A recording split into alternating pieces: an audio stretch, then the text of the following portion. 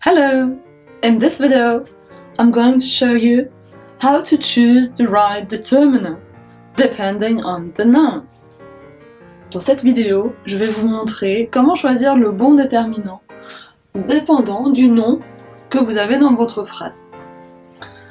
If you have a singular countable noun in your sentence, donc si vous avez un nom comptable singulier dans votre phrase, you can use a number. For example, 1. Let's imagine we talk about cats. There is 1 cat in the garden. Il y a un chat dans le jardin. We could use a definite article, the. For example, the cat is in the garden. Le chat est dans le jardin. We could use an indefinite article pour utiliser un article indéfini. So either a or an. So we would have a cat is in the garden. Un chat est dans le jardin. Or sometimes we can use no article at all. Ça nous arrive d'utiliser aucun déterminant. It's called the zero article. Ça s'appelle le zero article. Zero, pas d'article. Par exemple, I speak or I study English. See here, there's no article. Il n'y a pas de déterminant ici, pas d'article. Alors qu'en français, dans la même phrase, on utiliserait un article ici, on dirait « je parle anglais » ou alors « j'étudie l'anglais ». On aurait le déterminant ici, mais en anglais, on l'a pas. Donc, that's called the zero article. And then, let's look at plural countable nouns. Regardons les mots pluriels comptables. C'est tous ces mots qu'on peut compter, comme les chats par exemple. Donc, avec ces noms pluriels comptables, on peut utiliser des numéros pour les compter. Un chat, 2 chats, 3 chats, 4 chats. So we could have 2, 3, 4, and so on. So, for example, there are 3 cats in the garden. Ok, là on peut les compter, les chats, 3 chats, 1, 2, 3 chats. There are 3 cats in the garden. We could use quantifiers. So quantifiers help you say how many there are. Les quantifiers, ça vous permet de quantifier le nombre de chats, par exemple, que vous avez. So we could use some. Some veut dire il y a des chats ou quelques chats. On peut l'utiliser dans les phrases positives ou aussi dans les questions quand on sait qu'il y a ce qu'on demande. Par exemple, si là, cette fois-ci, je parle pas de chat, mais de fraises, I could say, in a positive sentence, there are some strawberries. Il y a des fraises. There are some strawberries. Et dans une question, quand on demande quelque chose qu'on sait qu'il existe, on pourrait dire, par exemple,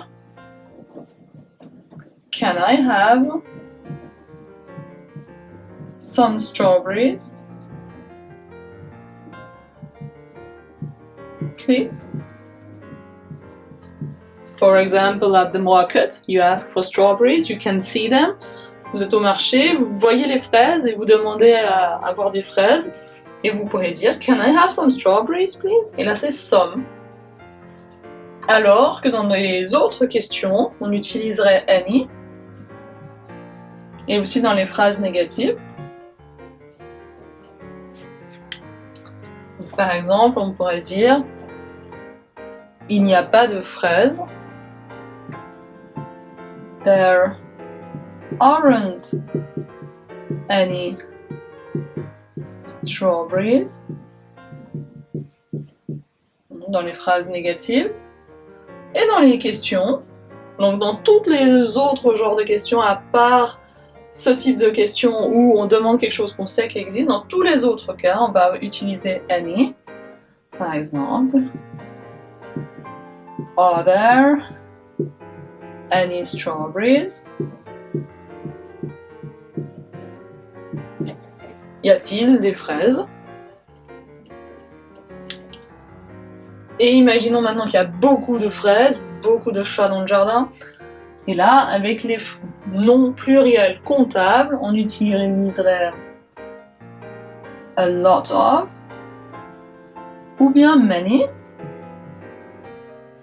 Donc on aurait une phrase comme la suivante. There are a lot of ou many cats. Il y a beaucoup de chats. There are a lot of cats ou there are many cats. And again, with plural countable nouns, we can have the zero article. C'est possible de ne pas avoir d'article du tout. C'est quelque chose qui n'existe pas en français. Avec les noms pluriels comptables. Par exemple, there are cats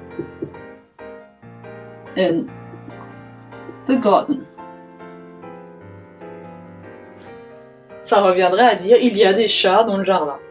Voilà, on ne sait pas combien, mais il y en a plusieurs. There are cats in the garden. Ok. Et il nous reste les noms non comptables. C'est ceux qu'on ne peut pas compter. Les autres, on peut les compter. 1 chat, 2 chats, 3 chats, 4 chats, 5 chats. Et il existe des noms qu'on ne peut pas compter. Comme en français non plus, on ne peut pas les compter. Imaginez-vous du riz. On ne dit pas 1 riz, 2 riz, 3 riz, 4 riz, 5 riz.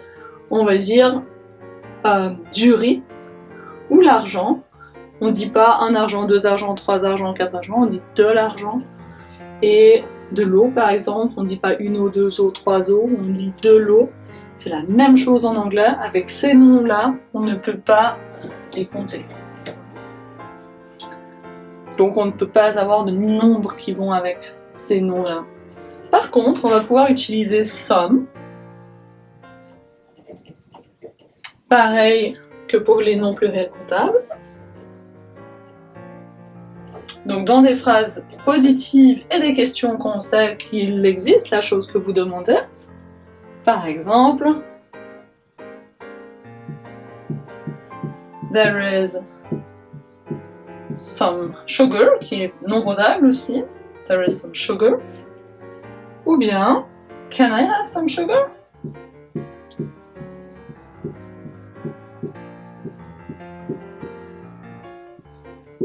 Please? Can I have some sugar, please? Est-ce que je peux avoir du sucre? Vous le voyez là sur la table et vous n'arrivez pas à l'atteindre. Can I have some sugar, please? Ou bien vous pourrez utiliser any. Dans des phrases négatives et tous les autres types de questions. Par exemple, there isn't any sugar.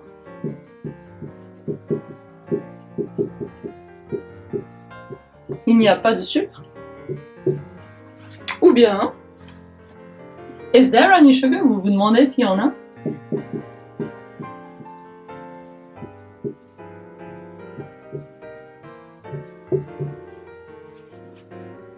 Ou de nouveau, s'il y en a beaucoup, vous pourriez utiliser lot of ou much. Much avec les noms non comptables. Par exemple, there is a lot of ou bien much sugar.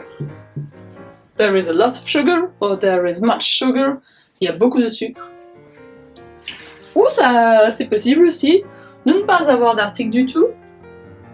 Dans ces cas-là aussi, donc par exemple dans une phrase comme I eat, on va pas mettre sugar parce que c'est pas très sain, mais I eat rice every day.